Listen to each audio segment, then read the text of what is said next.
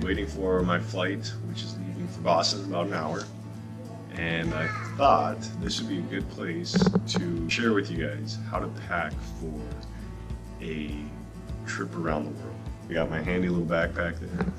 Up until yesterday, on the drive down, I was still eliminating stuff from my bag. So here's my advice on how to pack for a trip.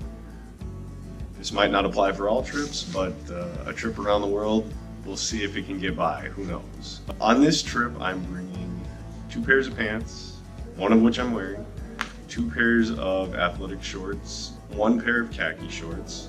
I would say I have 5 t-shirts, 1 long sleeve shirt, 1 pair of shoes, a towel, a pair of flip-flops, because you never know when you're gonna need flip-flops, whether it's the shower, or if you have a trip to the beach or something, or you just want to get out of your tennis shoes for a day. It's nice to be able to just throw in a cheap pair of flip-flops at the bottom of your bag.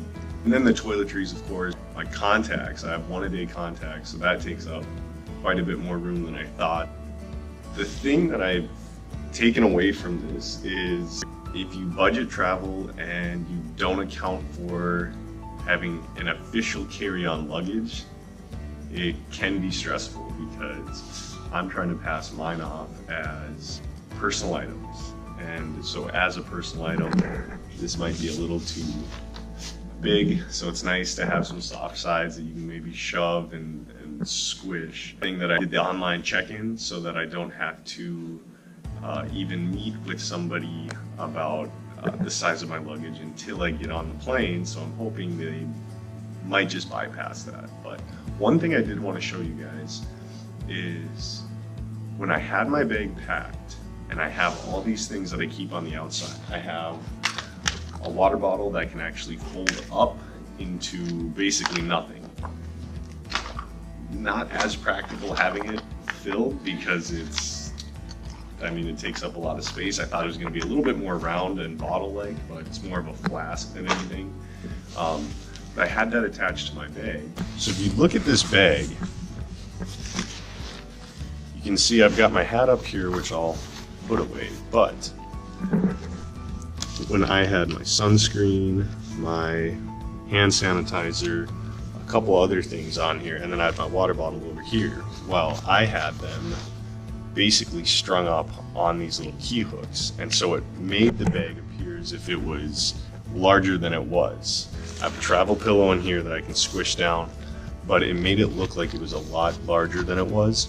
So I took them and I put them down here by the sides where you can't see them. So hopefully it'll make it appear as if my bag is a little bit smaller than it is. When it comes to advice on how to pack for a trip like this, I would say you definitely need to prioritize what is an absolute necessity and what might you consider to be a luxury, which you might not otherwise. Eliminate the things that you guys don't absolutely have to have. I thought it was a little funny yesterday. Right as I was leaving the house, I grabbed my passport, my license, and my wallet.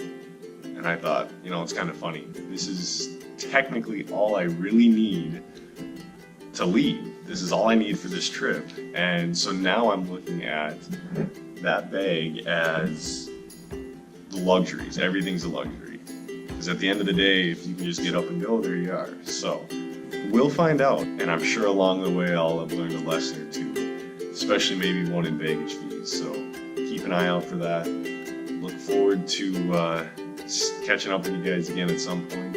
And next stop is Boston.